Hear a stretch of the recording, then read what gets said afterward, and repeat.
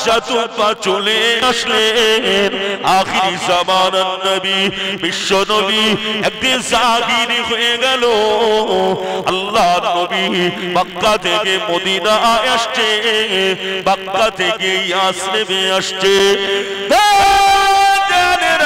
আল্লাহ নবী আসছে এই খবরটা জানাজানি হয়ে গেল মদিনার মানুষেরা আবার নবী আসছে আল্লাহ নবী আসছে খবর জেনে গিয়েছে মদিনার মানুষেরা সবাই আবার নবীকে দেখার জন্য রাস্তা দুই সাইডে সব দাঁড়িয়ে আছে ছোট ছোট বাচ্চারা বলতে লাগলেন তালাল বদরু আলাইনা বিন সানিয়াতিল ওয়াদাই ওয়াজাবা শুকরু আলাইনা বাদা লিল্লাহি দাই মদিনা ছোট ছোট বাচ্চাগুলো আল্লাহ নবীকে স্বাগতম জানাতে লাগলে আল্লাহ নবীকে সবাই স্বাগতম জানাতে লেগেছেন আল্লাহ নবী নূর নবী জনাবে মুহাম্মদুর রাসূলুল্লাহ সাল্লাল্লাহু আলাইহি ওয়াসাল্লাম আসছেন আবার নবী উটের পিঠে সওয়ারি হয়ে বসে রয়েছেন আল্লাহ নবী উটের পিঠের উপরে আছে আবার নবী পাকের কাসওয়ার পিঠের উপরে আল্লাহ নবী বসে রয়েছে আল্লাহ নবীর কাসওয়া টুক টুক টুক টুক টুক টুক টুক টুক করে আগিয়ে আসছে দেখতে পাওয়া গেল তার নবী নবী আখিরি জামানার পয়গম্বর জনাবে মুহাম্মদুর রাসূলুল্লাহ সাল্লাল্লাহু আলাইহি ওয়াসাল্লাম আবার নবী পাক যখন আবার নবী পাকের কাসওয়াটা যখন একটা জায়গায় বসে পড়েছেন সাথে সাথে মদিনার মানুষেরা আমার নবীকে গিয়ে আবার নবীকে বলতে লাগলেন ইয়া রাসূলুল্লাহ ইয়া হাবিবাল্লাহ যে আপনি আর আমাদের মদিনা জমিন থেকে আর ফিরে যাবেন না আর চলে যাবেন না যারা আপনি আমাদের ঘরে থাকবেন যারা আপনি চলে যাবেন না আল্লাহ নবী গেবে মদিনা মানুষেরা আবার নবী বাগের হাতটা ধরে বলতে লাগলে ইয়া রাসূলুল্লাহ ইয়া হাবিবাল্লাহ হুজুর আপনি চলেন আমার সঙ্গে চলেন আমাদের ঘরেতে চলেন আমাদের বাড়িতে চলেন মদিনার মানুষদেরকে আল্লাহ নবী জানিয়ে দিয়েছিলেন এই মদিনার মানুষেরা আমি রাসূলুল্লাহ নিজে ব্যক্তিগত নিজে থেকে কারো বাড়িতে যাব না কারো বাড়িতে যাব না আমি যে কাসওয়া পিঠে বসে আছি আবার কাসওয়া যার বাড়িতে নিয়ে যাবে আমি রাসূলুল্লাহ তার ঘরেতে যেতে চাই গ্রামের দেশে একজন বাদশা ছিলেন যার নাম হলো বাদশা তুপা একদিন ইয়ামেন থেকে সফরে বার হয়েছেন সঙ্গে করে কিছু তাওরাত কিতাবের আলেমদেরকে নিয়েছেন তাওরাত কিতাবের আলেমরা বাদশা তুপার সঙ্গে আসছে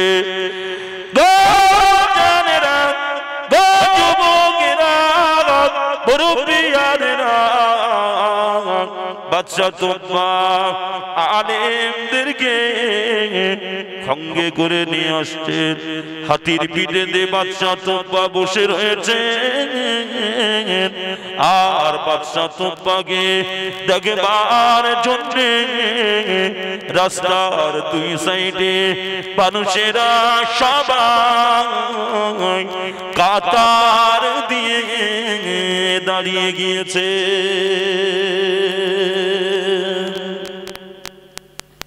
দেশের বাদশা তো আসছে মানুষেরা সঙ্গে তাওরাত কিতাবের আলেমরা রয়েছে ডক্টর রয়েছে কথা বুঝতে পেরেছে যে বাদশা মানুষ আসছে রাস্তার দুই সাইডে মানুষের একটা ঢল নেমে গিয়েছে দেখা যাচ্ছে নামি দামি যদি কোনো ব্যক্তি আসে तकबीर नारे तकबीर नारे तकबीर सिलसिलाए हक मुजद्दिद उज़ामा दादा हुजूर किबलार हक सिलसिला बहामनो पीर जादा हुजूर किबला बहामनो पीर जादा हुजूर किबला नारे तकबीर औलाद मुजद्दिद उज़ामा औलाद मुजद्दिद उज़ामा नारे तकबीर যে কথা বলছি बच्चा तुम बाया मेरे बच्चा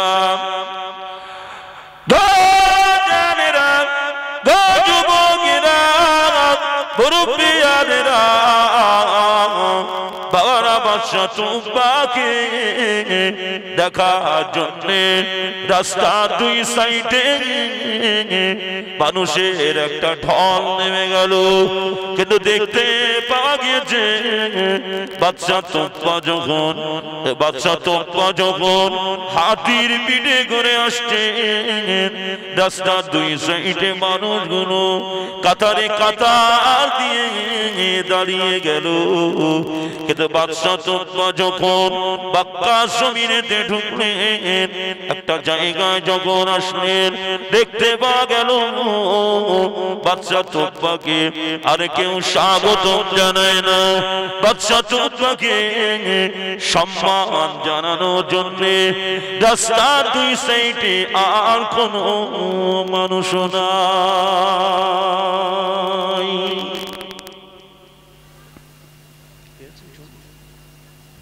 রাস্তার দুই সাইডে কোনো এতক্ষণ আসছিল রাস্তা দিয়ে সবাই কেমন ভিড় করে দাঁড়িয়েছি কথা বুঝতে সোনা মানিকের নানে গুদনিরা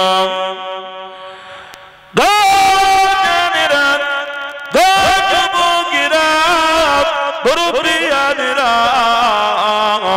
বাদশা তুপা সঙ্গে যে আলেমেরা ছিলেন আলেমদেরকে জিজ্ঞাসা করলেন আলেমেরা এতটা রাস্তা আসলাম সবাই দেখার জন্য আমাকে সম্মান জানানোর জন্য স্বাগত জানানোর জন্য সবাই রাস্তা দুই সাইডে দাঁড়িয়েছিল কিন্তু আজকে যখন আমি এখানে চলে আসলাম এই জায়গার মানুষ আমাকে সম্মান জানাই না আমাকে সেইভাবে স্বাগত জানালো না ব্যাপারটা কি এই জায়গাটার নাম কি জানতে চাই মক্কা শরীফের আগের নাম ছিল বাক্কা আমি কোরআন থেকে আপনাদেরকে শোনাচ্ছিলাম ইন্না আউওয়ালা বাইতিন উদিয়া লিন্নাস লাল্লাযী বিবাক্কাতা মুবারাকান ওয়া হুদাল লিল আলামিন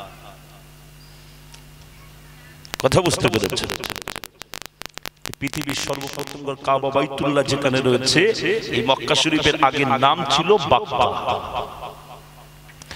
তাওরাত কিতাবে আলেমরা বললে বাদশা তুবা যেই জায়গাটার নাম হলো বাক্কা এই জায়গাতে একটা এমন একটা ঘর রয়েছে যে ঘরটাকে এরা যে সম্মান করে যে দামটা দেয় এই দামি সম্মান আর কাউকে দেন না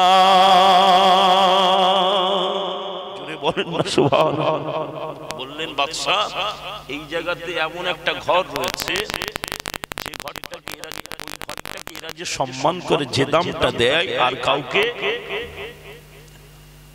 ঘরটা কোন ঘর কাবা বাইতুল্লাহ আমি বলছিলাম না আপনাদের কাছে যে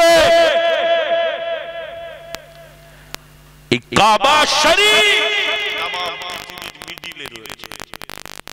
আর এই কাবা ঘর সোজাসুজি সপ্তম আসমানে আল্লাহ একটা ঘর করেছে এই ঘরটির নাম কি বাইতুল দুনিয়াতে আল্লাহর বান্দারা কাবা শরীফে 24 ঘন্টা ইবাদত করছে, আর বাইতুল মামুরে আল্লাহর ফেরেশতারা ইবাদত করছে। যদি বলুন যে ফেরেশতা একবার ইবাদতের সুযোগ পায় আর দ্বিতীয়বার তার সিরিয়াল নাম্বার আসবে একবার। কথা বুঝতে পেরেছেন? কাবা বাইতুল্লাহ রয়েছে, বাচ্চা তোমরা যে ঘরটির জন্য এখানকার মানুষ আমাকে দাম দিল না, এই ঘরটাকে আর রাখবো না। কিন্তু ঘরটা কার? দুনিয়ার কোন ব্যক্তির ঘর? ঘরটা তো আল্লাহর ঘর।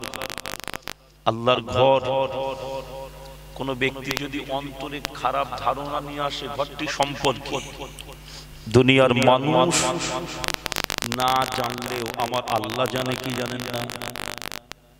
জানে তো বাবু, আল্লাহ জানে সবকিছু, তিনি দেখেন, সবকিছু খবর রাখেন। কথা বুঝতে পেরেছেন? বাচ্চা তোমার অন্তরে হতে লেগে গেল,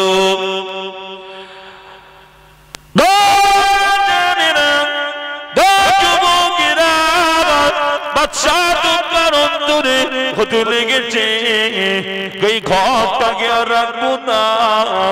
দেখতে পাওয়া গেল বাচ্চা তোমার নাক দিয়ে একটা দুর্গন্ধ জাতীয় তরল পদার্থ বার হতে লেগেছে। দেখতে পাওয়া গেল বাচ্চা তোমার নাক দিয়ে একটা দুর্গন্ধ জাতীয় তরল পদার্থ বার হতে লেগেছে। বাচ্চা তোমার সঙ্গে ডক্টরেরা ছিলেন, সবাই ট্রিটমেন্ট করতে লাগলেন, সুস্থ হচ্ছে না। বাচ্চা তোমার সেই সময় আলেমদেরকে ডাকলেন, দেখো না ডক্টরেরা তো আমাকে ট্রিটমেন্ট করলো, সুস্থ করতে পারলো না। আলেমরা বললে বাদশাহ সম্পর্কে আপনি কি কোনো খারাপ ধারণা করেছেন? আপনার অন্তরের ভিতরে কি কোনো খারাপ উদ্দেশ্য নিয়ে এসেছেন? বাদশাহ বললেন, খান আমি চিন্তা করলাম যখন এখানকার মানুষ আমাকে ঘরটার জন্য সম্মান করলো না, আমি আর এই ঘরটাকে রাখবো না।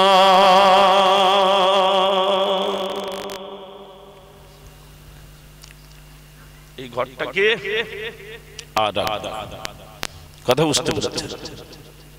এই ঘরটাকে, যে ঘরটার জন্য এখানকার মানুষ আমাকে সম্মান করেনি, সেই ঘরটাকে আমি আর ঘরটাকে ভেঙে ফেলবো। আলেমরা বললে বাদশাহ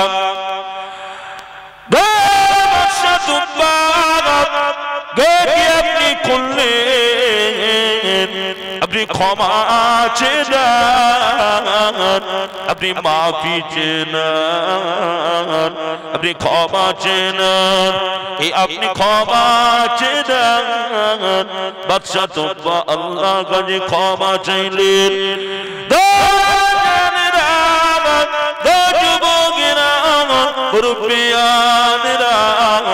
বাবারা দেখতে পাওয়া গেল বাচ্চা তোমার শরীর আবার আল্লাহ পাক সুস্থ করে দিয়েছিলেন, সুস্থ। একটু দরুদ শরীফ আল্লাহুম্মা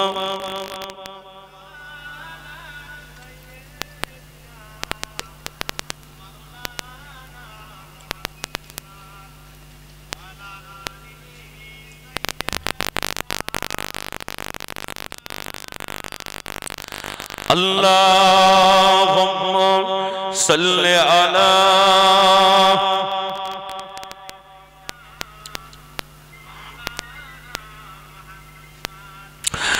वाला आले हे रसूल তোমায় ভালোবাসি অন্তরে শুধুই বুকে নয় জান্নাতের আশায় নয় হে রাসূল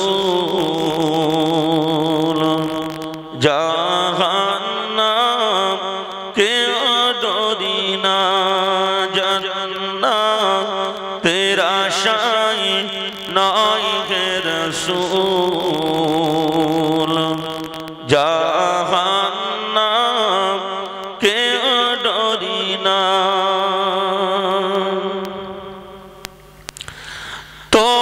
তোমায় পাওয়ার আশায় মন ছুটে যায় মদিনায় তোমায় পাওয়ার আশায় মন ছুটে যায় মদিনায় এই আশিকের দেখা দাও না আরে দূরে থাকিও না গেয়া শিকের দেখা দাও না আরে দূরে থাকিও না হে রাসূল তোমায় ভালোবাসি অন্তরে শুধুই বুকে নয়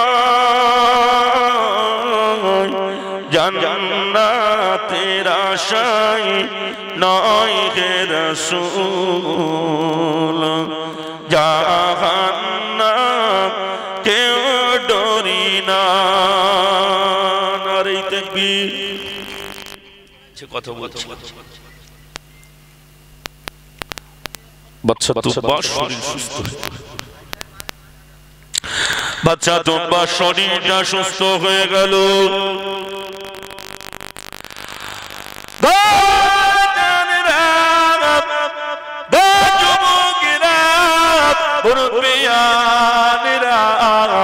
বাচ্চা তুব্বা চিন্তা করে যে ঘরটির এত দাম যে ঘরটির এত পাওয়ার এত ক্ষমতা যে ঘরটির এই ঘরটিতে আমি কি দিয়ে যাব বাদশা তুব্বা গাজে একটা ইয়ামেনি চাদর ছিল ওই চাদরটা বাদশা তুব্বা খানায় কাবার উপরে লাগিয়ে দিয়েছিলেন খানায় কাবার উপরে সর্বপ্রথমে যে ব্যক্তিটা গেলাপটা লাগিয়েছিলেন উনি অন্য কেউ ছিলেন না উনি হলেন ইয়ামের বাদশাহ বাদশাহ তুব্বা জোরে বলুন সুবহানাল্লাহ আর একটু জোরে বলুন সুবহানাল্লাহ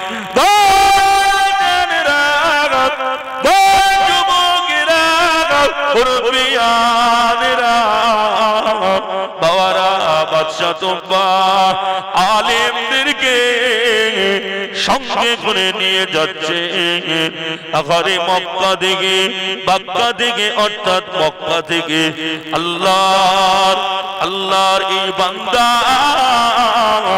গামেনে বাদশা তুব্বা যাচ্ছে দেখতে পাওয়া গেল যেতে যেতে অনেক রাস্তা চলে আসলেন মক্কা থেকে একটা এমন জায়গায় চলে আসলেন আলেমরা বললেন বাদশাহ এই জায়গাটার নাম কি জানেন বললেন না এই জায়গাটার নাম কি আলেমরা বললেন বাদশাহ এই জায়গাটার নাম হলো ইয়াসরিব এই ইয়াসরিবের জমিনে আখিরি জামানার নবী নূর নবী জনাবে মুহাম্মদুর রাসূলুল্লাহ সাল্লাল্লাহু আলাইহি ওয়াসাল্লাম আসবে। উনি মক্কা থেকে আসবে বাদশাহ তুকরা বলেছিলেন আলেমেরা আখিরি জামানার নবী নূর নবী আসবেন এই জায়গাতে। বললেন আখিরি জামানার নবী বিশ্ব নবী মক্কা থেকে মদিনার নবী আসবে, অর্থাৎ মক্কা থেকে ইয়াসরিবে আসবেন। বাদশাহ তুকরা বললেন এই আখিরি জামানার নবী বিশ্ব নবীকে দেখতে চাই।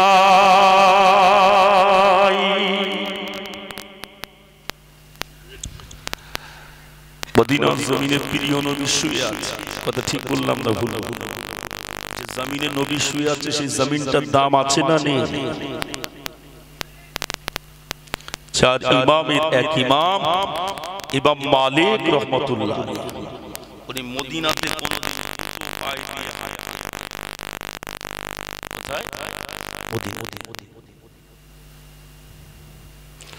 মদিনার জমিনে কোনদিন জুতো পায়ে দিয়ে হাঁটতেন না।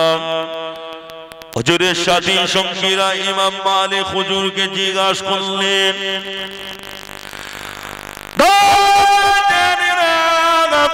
ইমাম মালিক হুজুরকে সাথী সঙ্গীরা জিজ্ঞাসা করলেন, ভাই আমাদের ইমাম মালিক আপনি কেন মদিনা জমিনে জুতো পায়ে দিয়ে হাঁটেন না? কঠিন গরম জমি, মরুভূমি পাহাড়ি এলাকা, কথা বুঝতে কঠিন গরম। হুজুর আপনি কেন জুতো পায়ে দিয়ে হাঁটেন না? চার ইমামের এক ইমাম ইমাম মালিক রহমাতুল্লাহ আলাইহি জবাব দিয়েছিলেন, সাথী সঙ্গীরা বাবাদের মানুষেরা ইমাম মালিক রহমাতুল্লাহ আলাইহি মদিনা জমিনেতে এই জন্য জুতো পায়ে দিয়ে হাঁটি না।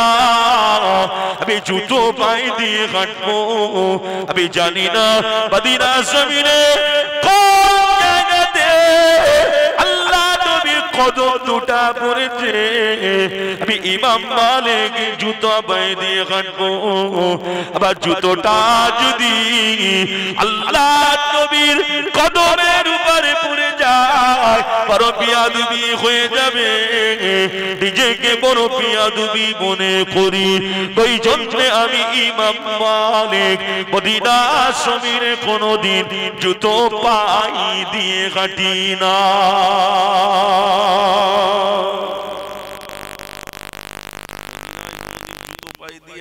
কেন? আমি জানি না রসুলের কদম দুটা কোথায় পড়েছে। যদি আল্লাহ রসুলের কদমের উপরে আমার কদম দুটো পড়ে যায়, আমার জুতা দুটো পড়ে যায়, নিজেকে ওই জন্য জুতো পায়ে দিয়ে হাঁটি।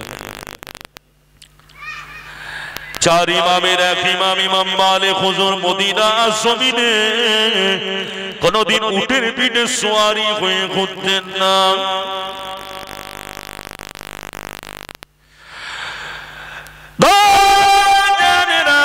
মদিনা জমিনে উটের পিঠে সওয়ারি হয়ে ঘুরতেন না।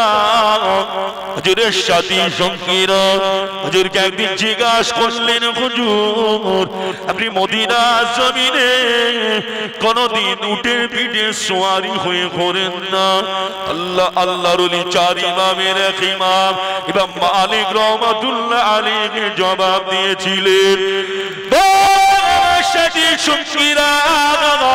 ইমাম মালিক হুজুর বলেছিলেন আমি জুতো পায়ে দিয়ে ঘুরবো, আমি উটের পিঠে সওয়ারি হয়ে ঘুরবো।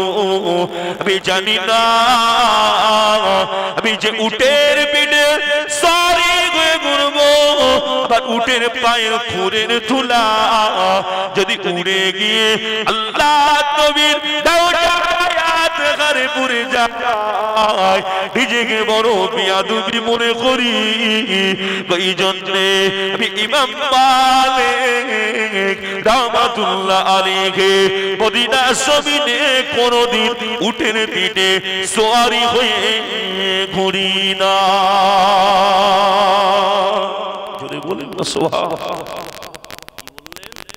আমি যে উটের পিঠে উঠবো, ওই উটের পায়ের যে খুর থাকে বাবু, বলছেন ওই পায়ের খুরের তুলাটা উঠে গিয়ে যদি রাসূলের রওজায় আঘাত করে নিজেকে বড় বিয়াদবি মনে করি, ওই জন্য আমি উটের পিঠে সওয়ারি হয়ে চিন্তা করি।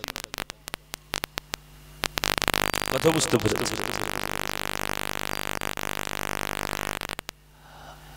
বাচ্চা তুব্বা বললেন আমি এখানে ঘর বানাতে চাই মদিনা শরীফে, ঘর তৈরি। কথা বুঝতে পেরেছে? একটা দুটো নয়, 400 ঘর তৈরি করেছে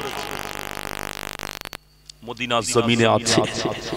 একদিন আলেমদেরকে ডেকে বললেন, আলেমরা আমি তো একটা দেশের বাদশা, আর থাকতে পারবো না, আমাকে এখান থেকে চলে যেতে হবে। আলেমরা বললেন, বাদশা আপনি আখিরি জামানার নবীকে দেখবেন। বললেন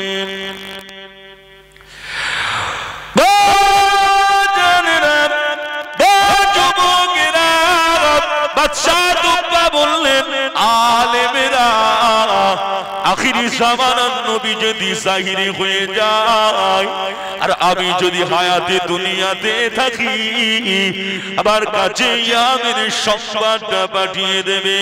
আমি ইয়ামের থেকে এসে আখিরি জামানার নবীকে দেখে নেব।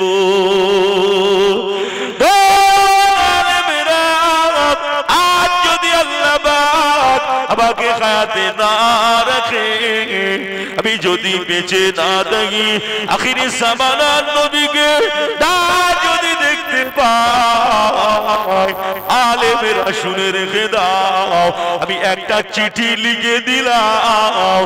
আখিরি জামানার নবী যখন আসবে, আখিরি জামানার নবীর হাতে এই চিঠিটা দিয়ে দেবে।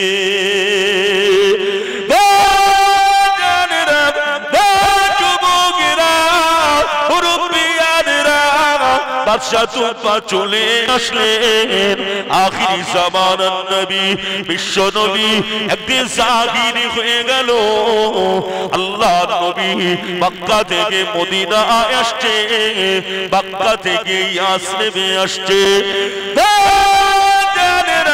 আল্লাহ নবী আসছে, এই খবরটা জানাজানি হয়ে গেল। মদিনার মানুষেরা আবার নবী আসছে, আল্লাহ নবী আসছে, খবর জেনে গিয়েছে। মদিনার মানুষেরা সবাই আবার নবীকে দেখার জন্য রাস্তা দুই সাইডে সব দাঁড়িয়ে আছে। ছোট ছোট বাচ্চারা বলতে লাগলেন, তালাল বদরু আলাইনা মিন সানিয়াতিল ওয়াদাই ওয়াজাবা শুকরু আলাইনা বাদা লিল্লাহি দাই। মদিনার ছোট ছোট বাচ্চাগুলো আল্লাহ নবীকে স্বাগতম জানাতে লাগলে। আল্লাহ নবীকে সবাই স্বাগতম জানাতে লেগেছেন। আল্লাহ নবী নূর নবী জনাবে মুহাম্মদুর রাসূলুল্লাহ সাল্লাল্লাহু আলাইহি ওয়াসাল্লাম আসছে। আবার নবী উটের পিঠে সওয়ারি হয়ে বসে রয়েছেন। আল্লাহ নবী উটের পিঠের উপরে আছে, আবার নবী পাকের কাসওয়ার পিঠের উপরে আল্লাহ নবী বসে রয়েছে। আল্লাহ নবীর কাসওয়া টুক টুক টুক টুক টুক টুক টুক টুক করে আগিয়ে আসছে। দেখতে পাওয়া গেল তার নবী আখিরি জামানার পয়গম্বর জনাবে মুহাম্মদুর রাসূলুল্লাহ সাল্লাল্লাহু আলাইহি ওয়াসাল্লাম।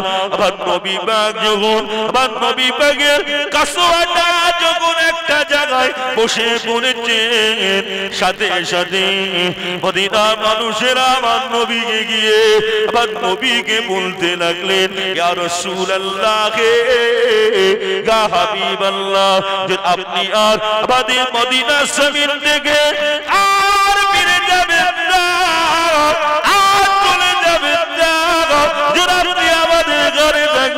যে আপনি চলে যাবেন না। আল্লাহ নবী গেবে মদিনা মানুষেরা আবার নবী বাগের হাতটা ধরে বলতে লাগলে ইয়া রাসূলুল্লাহ ইয়া হাবিবাল্লাহ, হুজুর আপনি চলেন, আমার সঙ্গে চলেন, আমাদের ঘরেতে চলেন, আমাদের বাড়িতে চলেন। মদিনার মানুষদেরকে আল্লাহ নবী জানিয়ে দিয়েছিলেন এই মদিনার মানুষেরা আমি রাসূলুল্লাহ নিজে ব্যক্তিগত নিজে থেকে কারো বাড়িতে যাব না, কারো বাড়িতে যাব না। আমি যে কাসোয়া পিঠে বসে আছি, আবার কাসোয়া যার বাড়িতে নিয়ে যাবে আমি রাসূলুল্লাহ তার ঘরেতে যেতে চাই। কারো ঘরেতে যাব না, আমি যে কাসোয়ার পিঠে বসে আছি এ আমাকে যেখানে নিয়ে যাবে আমি রাসূলুল্লাহ সেখানে যেতে চাই। মদিনার মানুষেরা আমার নবীকে পেয়ে আনন্দে আত্মহারা, যেন আকাশের চাঁদ পেয়ে গিয়েছেন। জোরে বলুন সুবহানাল্লাহ। বলতে লাগলেন আমি নিজে থেকে কারো ঘরেতে যাব না, আমার কাসোয়া যেখানে নিয়ে যাবে আমি রাসূলুল্লাহ সেখানে। আল্লাহ নবী কথাটা কাসোয়া বোঝে কি বোঝেন না?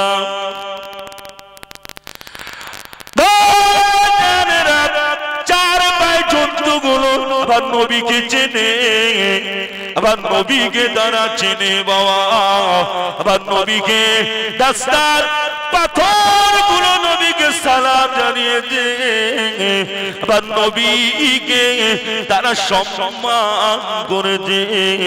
দেখতে পাওয়া গেল আবার নবী যখন এই কথাটা বললেন, কাসোয়াটা আল্লাহ জমিনের উপরে দাঁড়িয়ে গেলেন।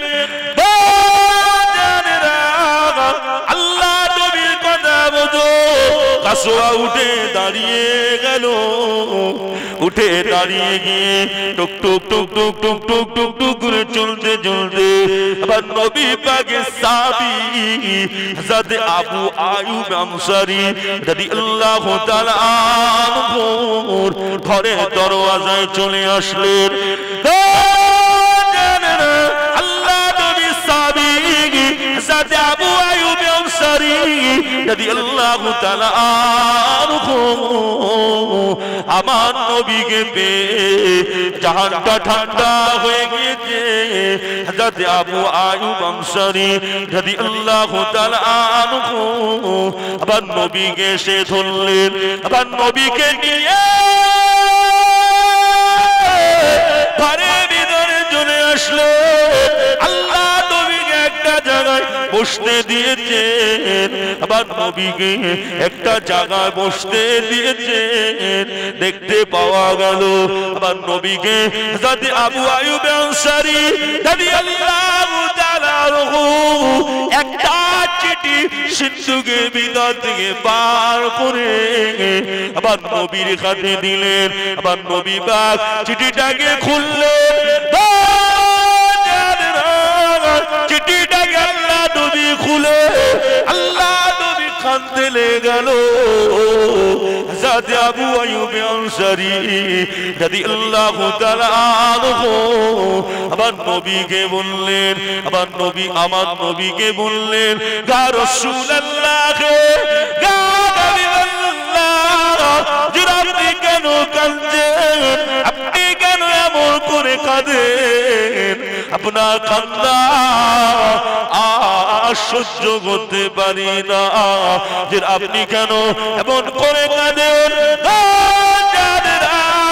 আল্লাহ নবী বলেছিল, আবু আইয়ুব আনসারী এই চিঠিতে কি লেখা আছে এটা কি তুমি জানো নাকি? দাদা আবু আইয়ুব আনসারী রাদিয়াল্লাহু তাআলা আনহু জবাব দিয়েছিলেন, ইয়া রাসূলুল্লাহ ইয়া হাবিবাল্লাহ, হুজুর আমি জানি না, আমি বলতে পারি না। আল্লাহ নবী বলেছিলেন, গো বাবা আবু আইয়ুব আনসারী, গো বাবা আবু আইয়ুব আনসারী, এই চিঠিটাকে লিখেছে জানো ইনি হলেন ইয়ামেনের বাদশাহ বাদশাহ তুবা ইনি চিঠিতে লিখেছে ইয়া রাসূলুল্লাহ ইয়া হাবিবাল্লাহ যারা আমি আপনাকে আল্লাহর নবী বলে মেনে নিলাম আপনি হলেন আখিরি জামানার নবী আপনি শেষ নবী আপনার পরে আল্লাহ পাক আর কোন নবীকে দুনিয়ায় পাঠাবে না আপনি শেষ নবী আমি আপনাকে আল্লাহ নবী বলে মেনে নিলাম আপনাকে রাসূল বলে আমি মেনে নিলাম তবে আমার সঙ্গে যদি আপনার না দেখা হয় আমি যদি মারা যাই ইয়া রাসূলুল্লাহ ইয়া হাবিবাল্লাহ আপনি যেন আমাকে ভুলে যাবেন না আপনি যেন আমাকে ভুলবেন না আল্লাহ নবী বলেছিলেন গো বাবা আবু আইয়ুব আনসারী গাবের বাদশা তুবা আমি রাসূলুল্লাহ আগে নবী বলে মেনে নিয়েছে আমাকে রাসূল বলে মেনে নিয়েছে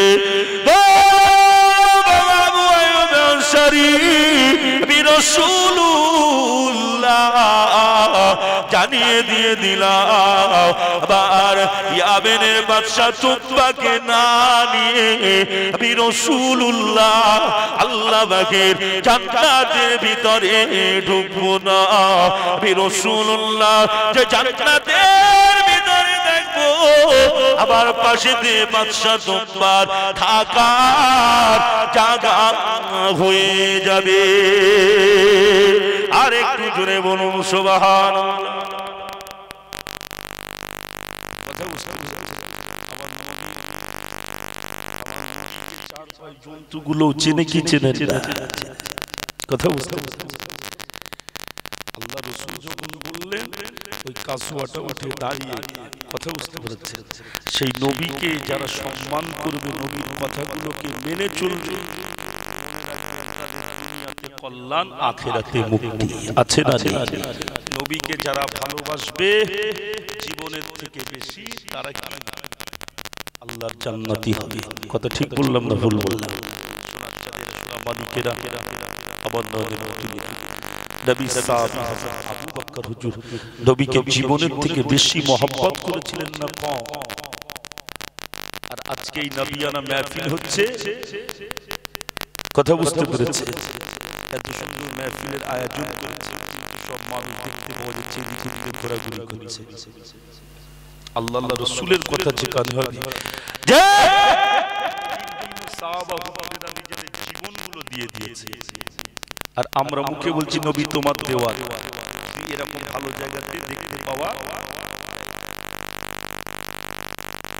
নবীর মহব্বত সাহাবা হুজুররা নিজেদের জীবনগুলোকে কুরবান করে দিয়েছে কি মহব্বত তাদের অন্তরে ছিল